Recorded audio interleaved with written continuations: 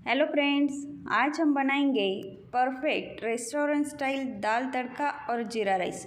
दोस्तों, इस रेसिपी में मैं कुछ टिप्स दूंगी ताकि हमारी दाल बिल्कुल रेस्टोरेंट में मिलती है वैसी ही बने और जीरा राइस एक एक दाना खिला खिला हो ऐसा बनेगा। यहाँ पे मैंने 1 कटोरी तुअर की दाल ली है। इसे हम 2 पानी से अच्छे से वॉश कर लेंगे। वॉश करने के बाद इसे मैं 1 गिलास पानी डालकर इसे भीगने रख देंगे। इसे कम से कम 15 मिनट हमें भीगने रखना है। हमारी दाल भीग रही है तब तक चावल को देखते हैं। यहाँ पे मैंने 1 कप मतलब कटोरी से नापे तो 1.5 कटोरी चावल है ये दोस्तों। लंबे दाने के बासमती राइस लिए हैं। इन्हें मैं 2 पानी से धोकर फिर हम इसे 20 मिनट के लिए भीगने रखने वाले हैं। मैंने चावल को अच्छे से वॉश कर लिया है दोस्तों। इसमें मैं 2 गिलास पानी डालकर 20 मिनट के लिए ढककर रख देते हैं।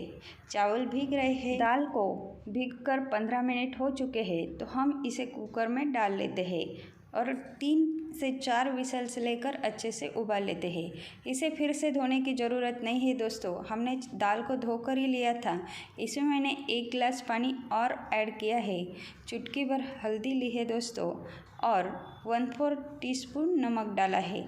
1 छोटा चमची तेल लिया है। सारी चीज़ों को अच्छे से मिक्स कर देंगे और कुकर का ढक्कन लगाकर कम से कम 3 से 4 विसल्स लेंगे। कुकर की विसल्स हो रही है तब तक हम चावल को भी वगार देते हैं। यहाँ पे मैंने बड़े सा पतीले में 1 टीस्पून तेल और 1 टीस्पून बटर लिया है। 2 तेज पत्ते, 1 दालचीनी का टुकड़ा, 2 लविंग और 4 काली मिरी ली है दोस्तों। ये खड़े मसाले आप अपने हिसाब से लीजिए। 2 हरी इलायची भी ली है। इन सारी मसालों को सिर्फ मिक्स करना है दोस्तों, ज़्यादा भूनना नहीं है। यहाँ पे मैंने 2 लोटी मतलब 4 गिलास पानी लिया है। आधा टीस्पून नमक डाला है दोस्तों स्वाद के लिए। पानी को अच्छे से उबलने देंगे।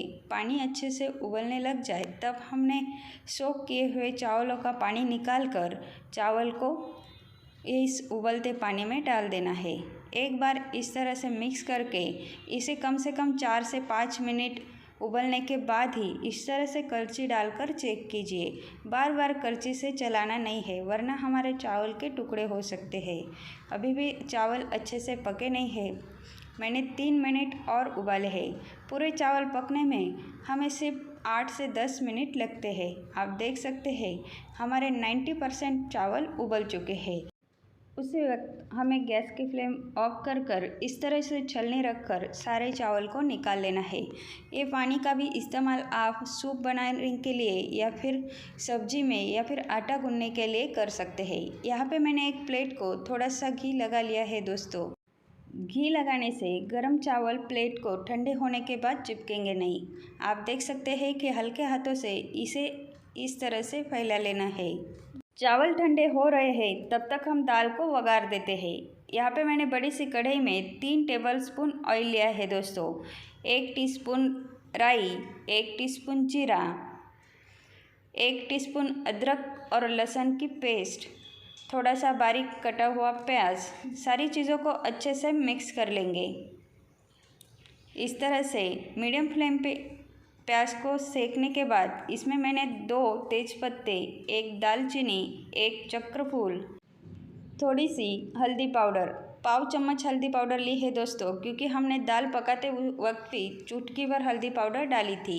1 चम्मच रेगुलर लाल मिर्च पाउडर, 1 चम्मच कश्मीरी लाल मिर्च पाउडर, 1 चम्मच गरम मसाला और 1 चम्मच धनिया पाउडर। सारे मसालों को 5 सेकंड के लिए अच्छे से भून लेंगे। इन्हें जलाना नहीं है दोस्तों वरना इनका कलर चेंज हो जाएगा। तभी मैंने यहाँ पे 1 कप गुनगुना पानी डाला है। आप कोई भी सब्जी बनाओ, अगर वघार देते समय गुनगुना पानी डालेंगे तो आपका सब्जी का कलर बिल्कुल परफेक्ट मेंटेन रहता है। अब पानी को थोड़े से उबाल आते ही हमने उबली हुई दाल को डाल देंगे। आप देख सकते हैं कि कितनी परफेक्ट पकी हुई दाल है। दोस्तों, दाल अच्छे से पकी होती है तो इसे करछी से ज़्यादा ज़ोर से नहीं चलाना है। धीरे धीरे इस तरह से करछी को घुमाते हुए मिक्स करना है। हल्के हाथों से मिक्स करेंगे तो दाल का शेप परफेक्ट रहेगा। आप देख सकते हैं कि हमारी दाल की कंसिस्टेंसी बिल्कुल परफेक्ट है। इसमें मैंने 1 कप पहली बार और थोड़ा सा दूसरी बार पानी कुकर में लेकर डाला था। आप कंसिस्टेंसी चेक कर कर पानी को कम या ज़्यादा कर सकते हैं। यहाँ पे मैंने 1 टीस्पून नमक डाला है। नमक आप अपने स्वादानुसार कम ज़्यादा कर सकते हैं। नमक डालने के बाद धीरे धीरे दाल को मिक्स कर लीजिए और इस दाल को 2 मिनट के लिए धीमी आंच पर पका लीजिए। ऊपर से लास्ट में डाला है मैंने फ्रेश बारीक कटा हुआ हरा धनिया। लीजिए तो हमारी दाल सर्व करने के लिए रेडी है। यहाँ पर मैंने एक बड़ा सा पैन लिया है दोस्तों। इसमें 1 टीस्पून बटर और 1 टीस्पून ऑयल लिया है। ऑयल और बटर को पैन को अच्छे से ग्रीस कर लेंगे ताकि हमारा राइस कहीं भी चिपकेगा नहीं। यहाँ पे मैंने डाला है 2 टीस्पून जीरा। जीरा राइस बन रहा है तो जीरा थोड़ा ज़्यादा ही होना चाहिए दोस्तों, तभी हमें अच्छा फ्लेवर मिलेगा। ये जीरे को अच्छे से चटकने दीजिए। जीरा अच्छे से चटकने लग जाए कि अब हम इसमें ऐड करेंगे हमने तैयार किया हुआ खिला खिला बॉइल्ड राइस। आप देख सकते हैं कि एक एक दाना बिल्कुल खिला खिला है ना, बिल्कुल रेस्टोरेंट जैसा राइस। अब हमें क्या करना है दोस्तों, राइस डालने के बाद राइस को फटाफट मिक्स नहीं करना है। इस तरह से करछी से नीचे से उठाकर ऊपर की तरफ पलटना है। आप देख सकते हैं कि मैं किस तरह से कर रही हूँ। इससे क्या होगा कि हमारे राइस के दाने टूटेंगे नहीं, बिल्कुल लंबे लंबे एक जैसे रहेंगे। इस तरह से फैला दीजिए और थोड़ा सा बारीक कटा हुआ हरा धनिया डाल दीजिए और इसे फुल फ्लेम पे 30 से 40 सेकंड पका लीजिए। 30-40 सेकंड होने के बाद इसे अच्छे से मिक्स कर लीजिए और गरम गरम सर्व कीजिए। अब हम यहाँ पे दाल को सर्व करते हैं। मेरे पास बिल्कुल रेस्टोरेंट स्टाइल की ऐसी बाल्टी है, इसमें मैं सर्व कर रही हूँ। दाल सर्व हो चुकी है। अब इस पे आएगा लास्ट वाला तड़का।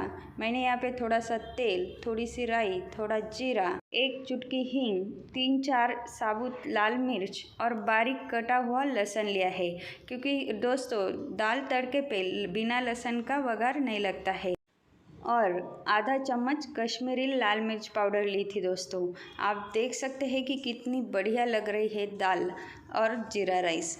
दोस्तों आपको ये मेरे दाल तड़के और जीरे राइस की रेसिपी कैसे लगी? अगर अच्छी लगी हो तो प्लीज़ एक लाइक कर दीजिए।